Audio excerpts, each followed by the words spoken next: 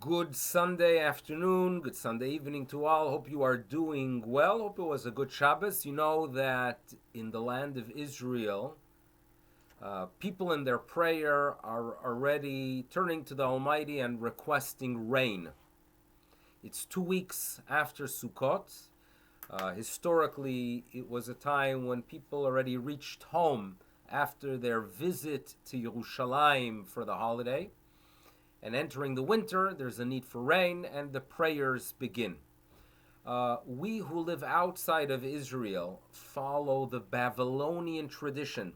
Since in Bavel there was no need for rain, only 60 days after the beginning of the fall was there a need. So therefore we delay our request, and it only starts in early December. That's the tradition we follow. Now the truth is, we always understand that it is greater for the Jew to be in Israel. It's appropriate to be in Israel. It's a mitzvah to be in Israel. And we feel it at this time as well, because when we need something and we turn to the Almighty in prayer, we are achieving something great. We recognize that He's the giver, and when we receive it, we appreciate Him and we relate to Him.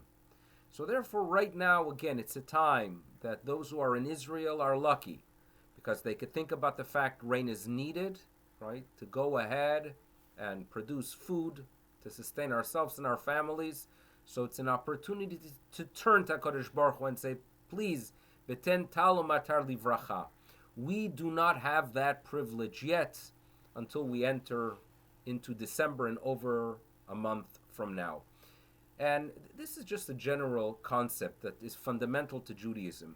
When you need something and you turn to God Almighty, something is being achieved. And therefore, at times when we face challenge, we could utilize that opportunity. You know, God willing, in a year or perhaps 2 years from now, this is going to be over. Or it's going to be part of our past, the coronavirus period.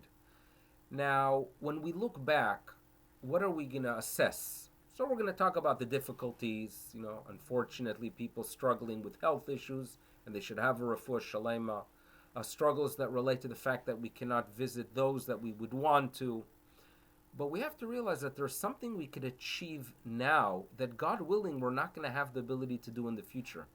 And that is to turn to the Almighty in prayer, right? And turn to Him and say, refuah shalema.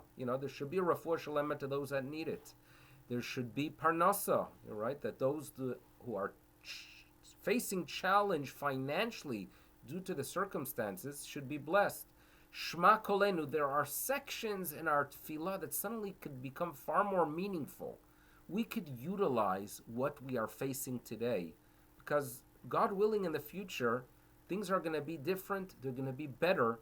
And we're not going to have that opportunity to turn to God the way we could today. So let's do that, right? This is a time, tefillah is something that always needs strengthening. And it's a time when we could go ahead and think about the fact everything is from the Almighty.